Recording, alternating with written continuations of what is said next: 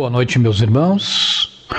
É um grande prazer que hoje estamos aqui no Vinha de Luz para tratar de um assunto tão importante, tão político e tão extenso, que é o livre-arbítrio.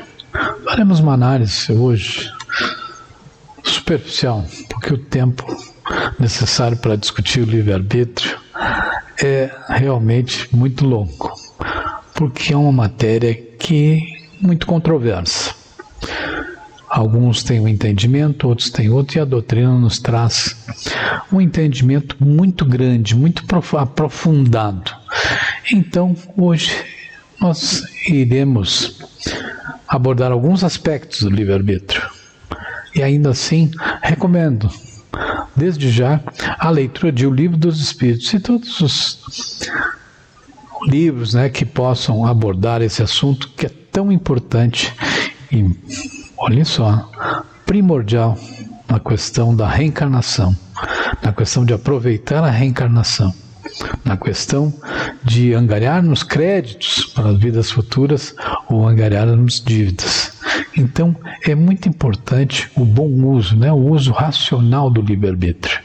E assim, a gente poderá aproveitar essa grande dádiva do Pai, que é a reencarnação, a oportunidade de evoluirmos, de resgatarmos antigas dívidas, de também angariarmos no nosso plantio uma colheita alvissareira, uma colheita produtiva e que possa nos trazer bons frutos.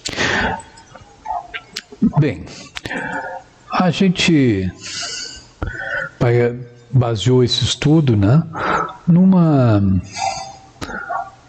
apostila dos estudos avançados da doutrina espírita, o EAD. Mas iremos, como eu disse, abordar de um modo muito superficial, que em virtude do tempo. Se a gente aprofundar livre-arbítrio, então precisa de tempo.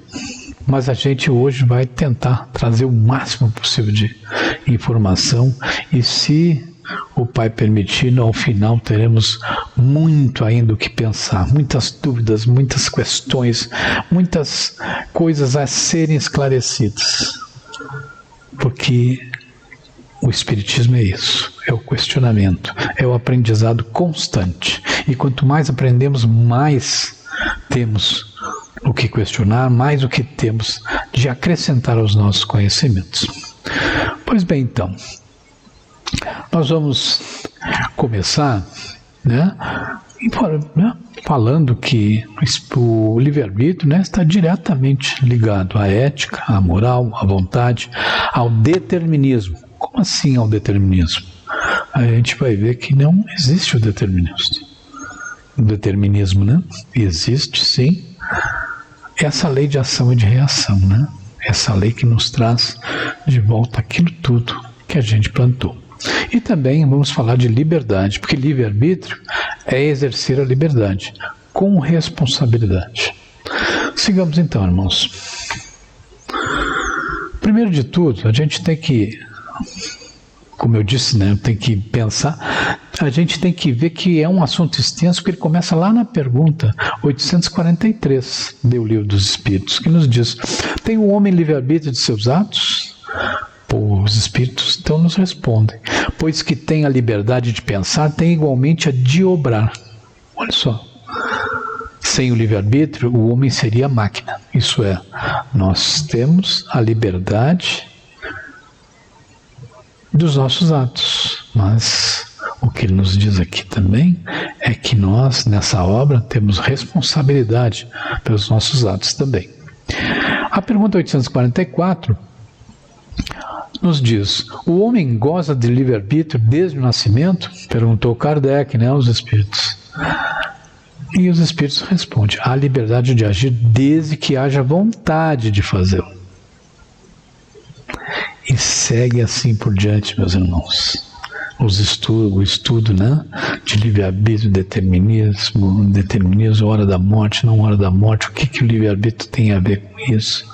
Então eu recomendo esse estudo, Quem quer saber mais sobre o livre-arbítrio, lê da pergunta 843 de O Livro dos Espíritos até a 872, que vai ser a base da nossa exposição de hoje, porque a 872 é um grande resumo de tudo. Tanto, né, que os espíritos mesmo, né, eles falam que é um pequeno resumo, né, dos móveis, né, dos móveis humanos. Pois bem, então vamos começar conceituando o que é livre-arbítrio.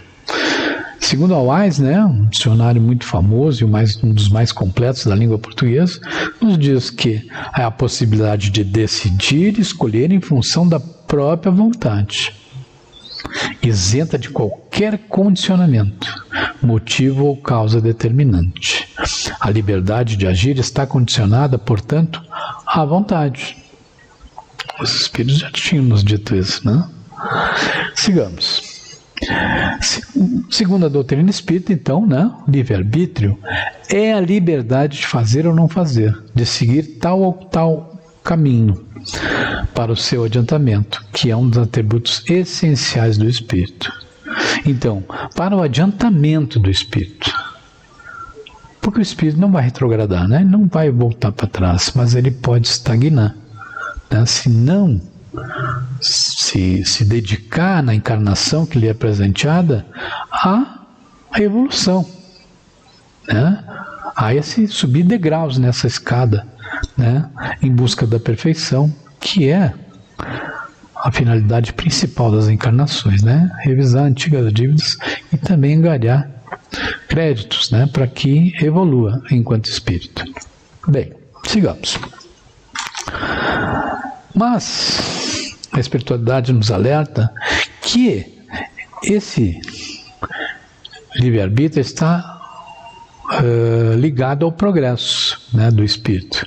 E esse progresso espiritual, ele não é só intelectual. Quer dizer, o progresso do homem encarnado ou não, ele não é só intelectual, mas ele também é moral. E um tem que acompanhar o outro. Se há o progresso apenas da inteligência, certamente vai fazer falta o progresso moral. Porque, segundo a doutrina espírita, o desenvolvimento do livre-arbítrio acompanha o da inteligência e aumenta a responsabilidade dos atos. Olha só, aumenta a responsabilidade dos atos, porque quando a inteligência vai se desenvolvendo, mais o homem vai tomando consciência de si mesmo e de seus atos. E o que a gente encontra a partir daí, né? A responsabilidade. Nada mais é de outro, nada mais é culpa de alguém, de Deus ou dos maus espíritos, ou, como muitos espíritos gostam de dizer, dos obsessores. Não. A culpa dos atos e das coisas que nos acontecem é exclusivamente nossa, porque nós tomamos os caminhos, né, que achamos melhor, e muitas vezes, né, decidindo por coisas erradas. Por isso o livre-arbítrio é importante, mas é importante que seja exercido com responsabilidade. Também, segundo a doutrina, né, entretanto, para que as ações humanas sejam consideradas benéficas, não basta o desenvolvimento da inteligência. É necessário que essa seja acompanhada do progresso moral.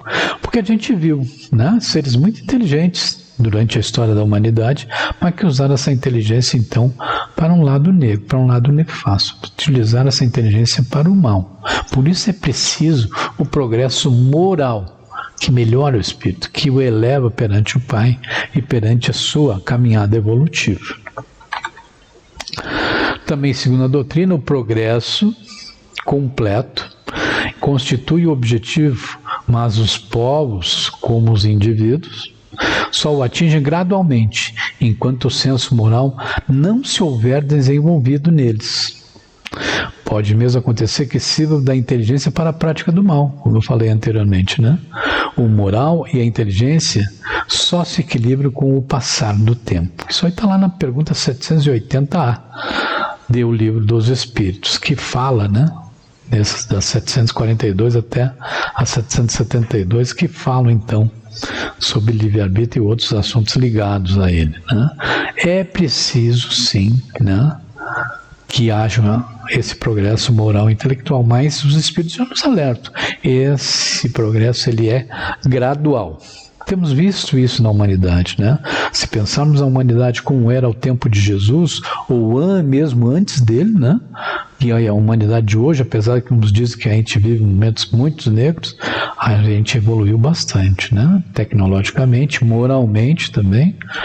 Mas eu acho que moralmente não, mas olha só, no século XIX ainda existiam os duelos, né? Fazer a justiça com as próprias mãos. Hoje, se isso acontece, é um crime, considerado crime. Antigamente não era. Era um direito até dos indivíduos. Qual a diferença entre os conceitos liberdade com ética e liberdade com moral? E aí? Essa é uma questão muito importante, né? E que a gente precisa, né, de todas as maneiras de secar, né? Precisa pensar, precisa refletir sobre isso. Então, olha só. Liberdade com ética, nos diz lá a nossa apostila. A autonomia de agir em função do que se quer e do que o outro espera que se faça. Vejam só. Né? Princípios que motivam o indivíduo a agir corretamente, porque ética é uma coisa mais individual. E a liberdade com moral é agir no bem, fazer aos outros o que queríamos que os outros nos fizessem. Isso é fazer o bem e não o mal. Isso é bons costumes. Na ética, são princípios que nos motivam, coisas individuais, né? A nossa ética, a nossa maneira de ver e de pensar e de se relacionar com os nossos irmãos. A moral é quase que uma lei geral. Né? Por isso, bons costumes daquela comunidade, daquele país, daquele mundo, não é verdade?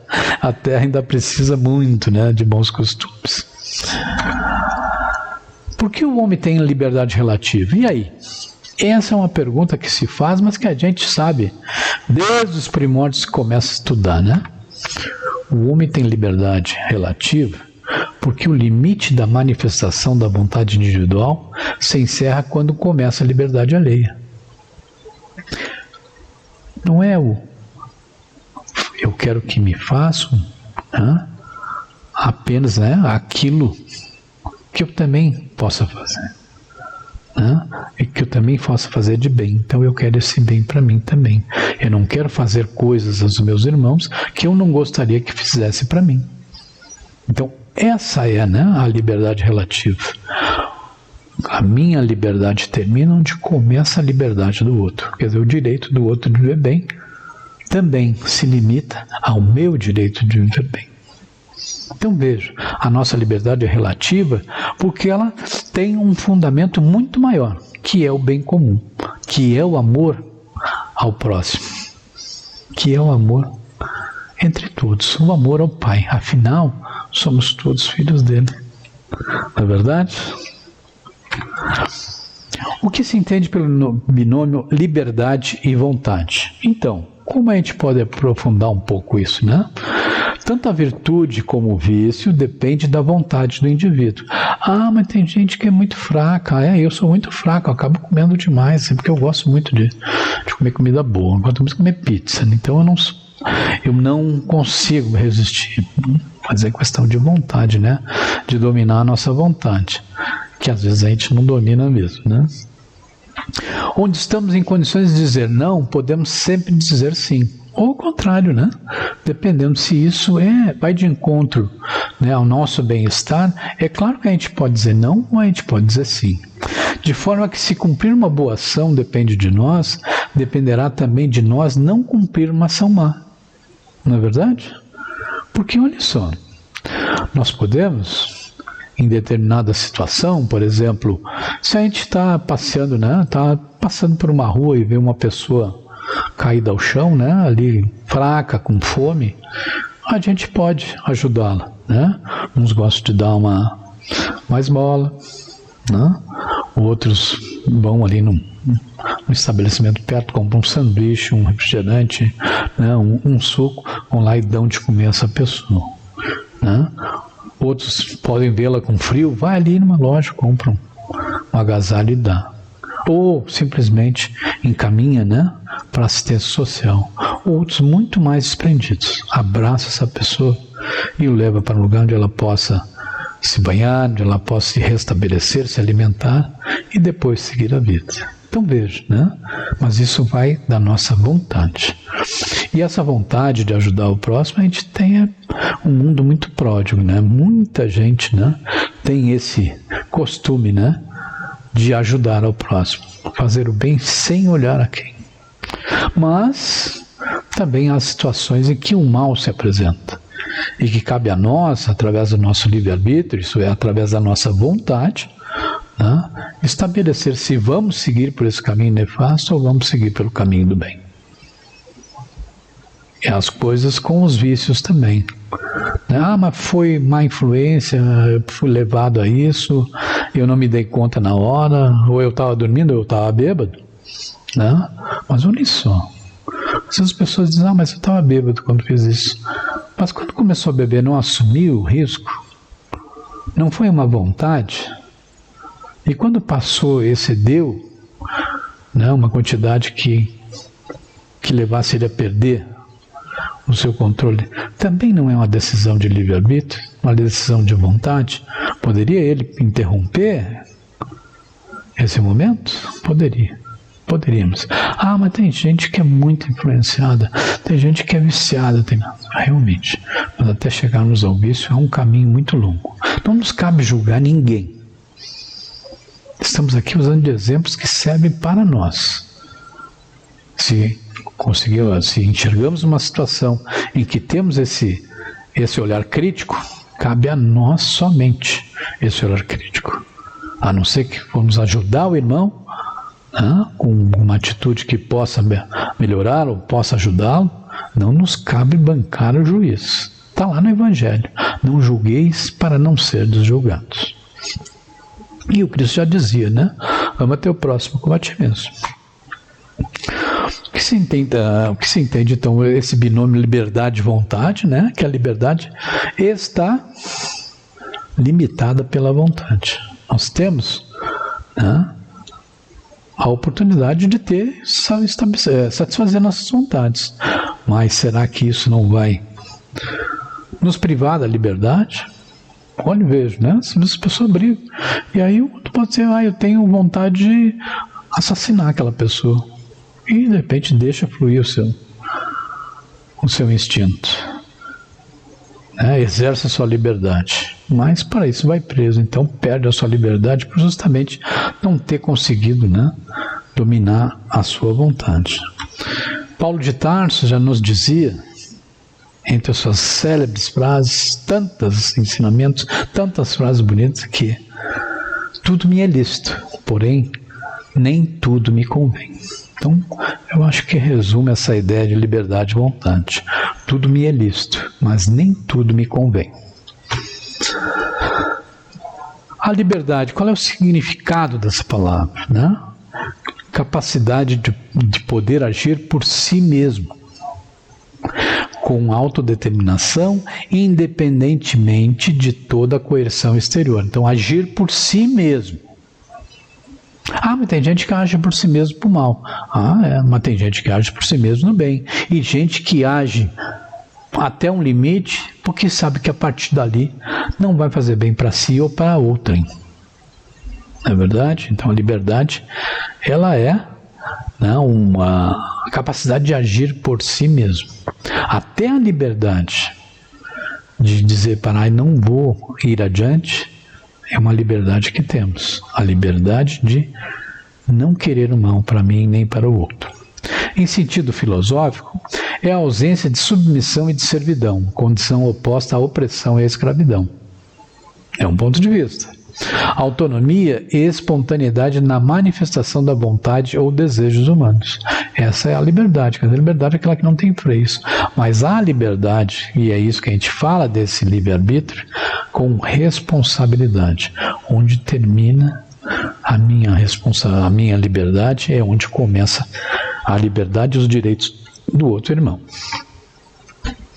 Você concorda com a afirmativa de que, ao analisar racionalmente as possibilidades de uma tomada de decisão, o indivíduo tem chances de fazer escolhas mais acertadas? E aí? Será que a racionalidade, será que raciocinarmos antes de tomar alguma decisão ou algum caminho, isso pode nos aumentar as chances de fazer escolhas acertadas? Certamente, né? Kardec nos propôs isso com o Espiritismo, né?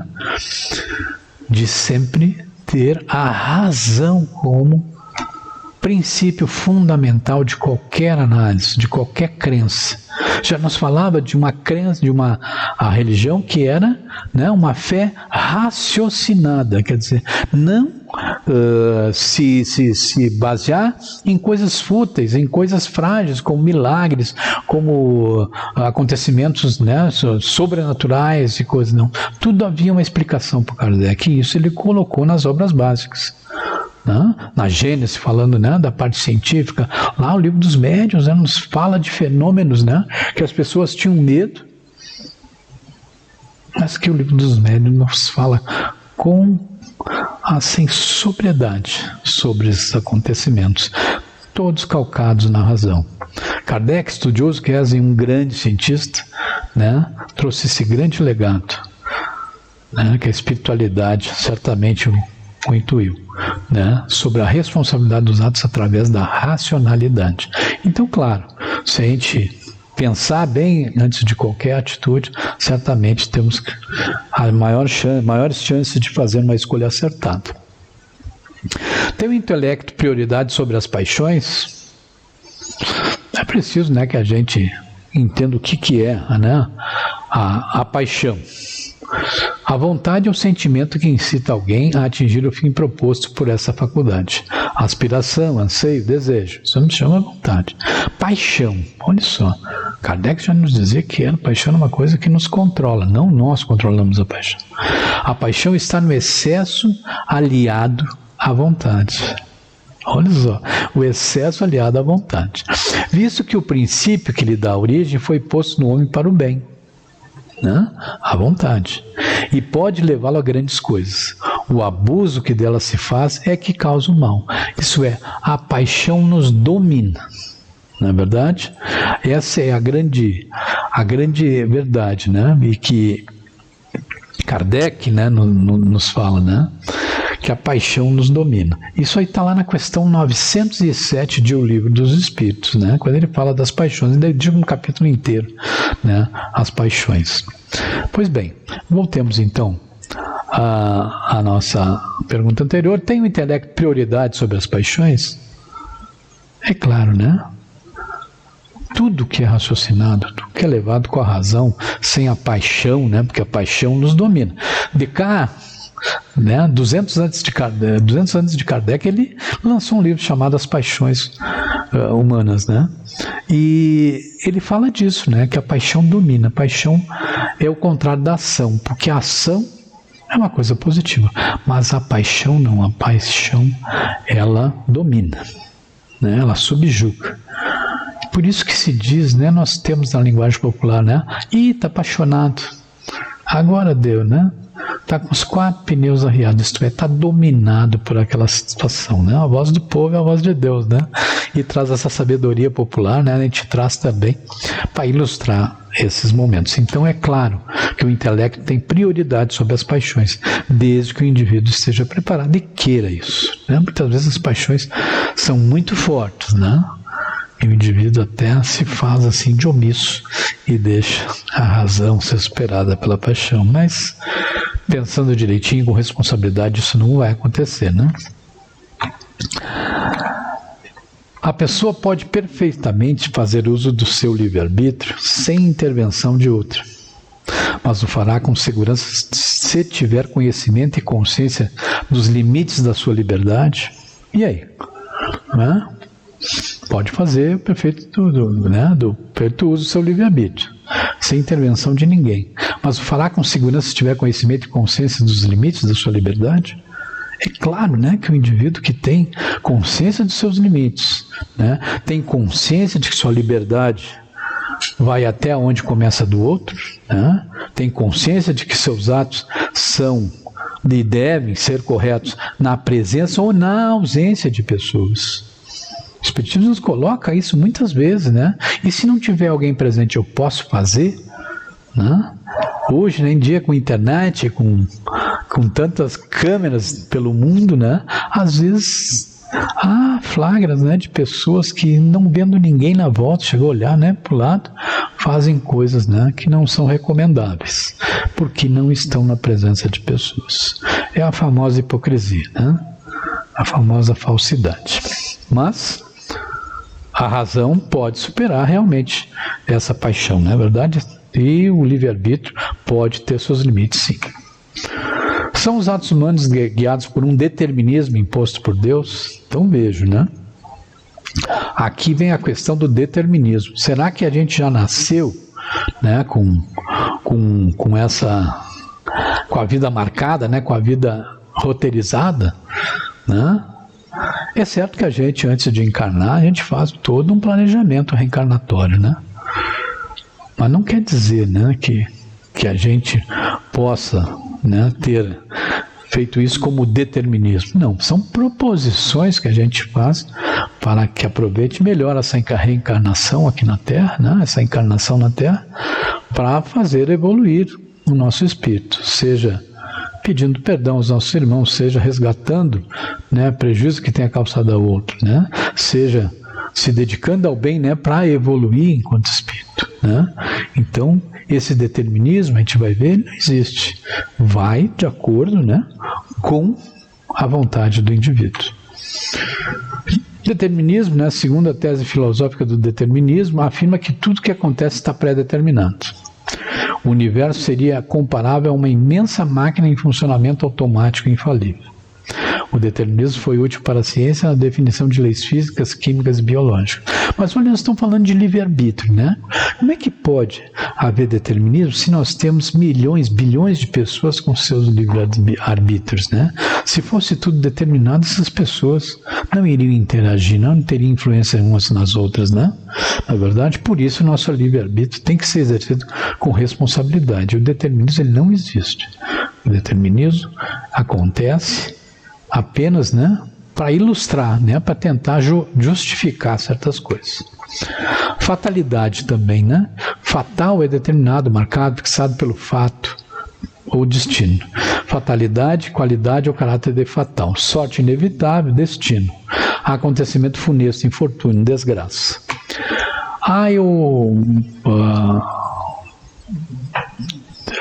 Acabou acontecendo, né, do acidente de carro, né? Foi uma fatalidade. Não, muitas vezes isso foi planejado, né? Ou então aconteceu por uma negligência, né? Por uma displicência de alguém, uma falta de cuidado, né? Mas não como fatalidade. Isso teria que acontecer. Pode ser que haja um planejamento que aconteça de uma maneira, mas não vai acontecer, né, se não for de utilidade para o indivíduo. Ou então, se houve negligência, se houve algum descuido do indivíduo, né, coisa que ele vai ter que resgatar depois. Livre-arbítrio, então, a questão do livre-arbítrio pode ser resumida assim, que aí nós começamos, né, vamos terminar com a pergunta 872, que resume tudo isso. O homem não é fatalmente levado ao mal. Ponto. Estudamos isso, né? Agora há pouquinho, né? Vendo que a nossa liberdade, né? A nossa maneira de agir pode nos levar a essas fatalidades que são geradas pelos nossos próprios atos. Os atos que pratica não foram previamente determinados. Há um planejamento reencarnatório, mas nós temos, né, nós que o executamos, né, e devemos executá-lo da maneira melhor, sem prejudicar irmãos nem a nós mesmos.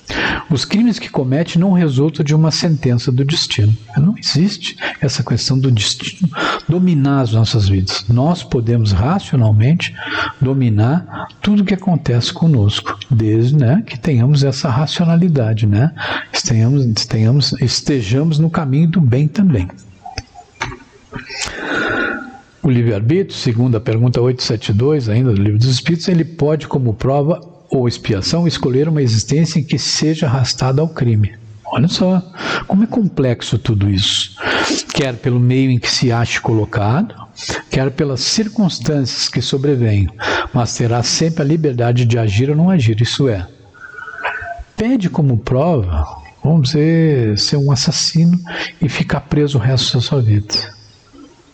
Mas será que ele não pode lutar para não agir dessa maneira, não assassinar ninguém, né? E de repente ter uma prova ou outra de cessação da liberdade para compensar isso, sem prejudicar esse irmão que talvez vá assassinar, que talvez, né, ou quantas pessoas mais, né, um erro profissional, alguma coisa, que ele possa vir, né, ter essa prova expiação.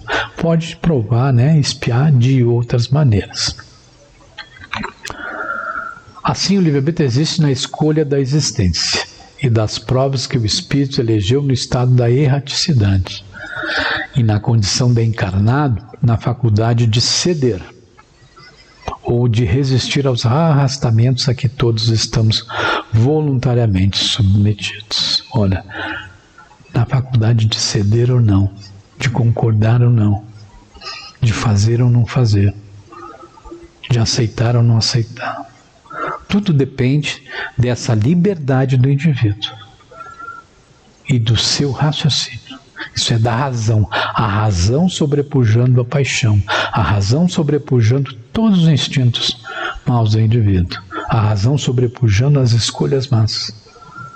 Porque eu disse no início, né, que a gente viu numa questão ali, né, a razão, o homem raciocinando pode realmente aumentar as suas chances das melhores escolhas. A fatalidade, portanto, meus irmãos, né, está nos acontecimentos que se apresentam, né, por serem consequência da escolha feita pelo espírito antes de encarnar.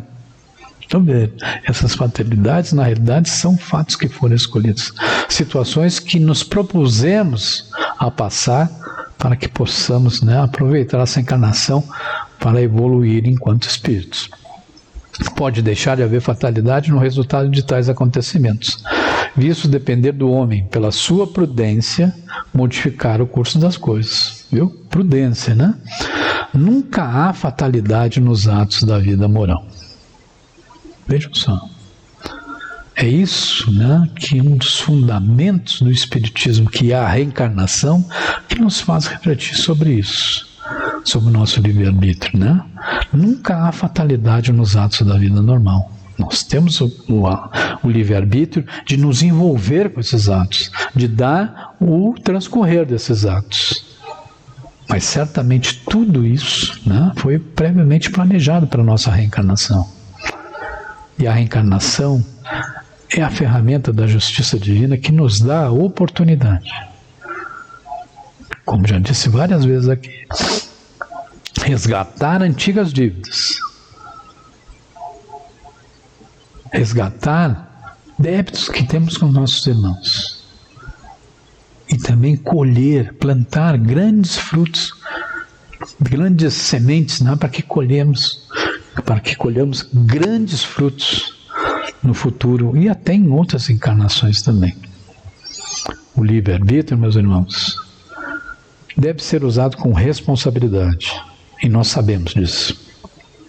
O livre-arbítrio pode ser a nossa ferramenta mais essencial para viver aqui na Terra, a encarnação que tanto pedimos e planejamos. Mas ele tem que ser usado com responsabilidade, para que no futuro não tenhamos que planejar fatalidades para resgatar as nossas dívidas com os irmãos e com o Pai, que é misericordioso sempre, soberanamente justo e bom para conosco. Nós é que falhamos com Ele. Exerçamos o nosso livre-arbítrio sempre com racionalidade e com parcimônia, e sempre com muito amor, pois o amor vai nos levar ao respeito ao próximo e ao respeito ao Pai.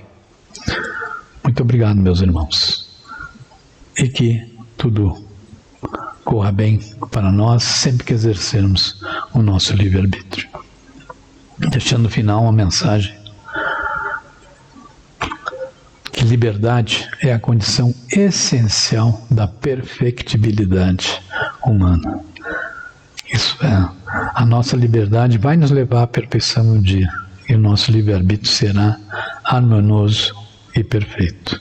Estaremos sempre assim revestidos da melhor humanidade que possamos ter. Obrigado, meus irmãos, e até a próxima.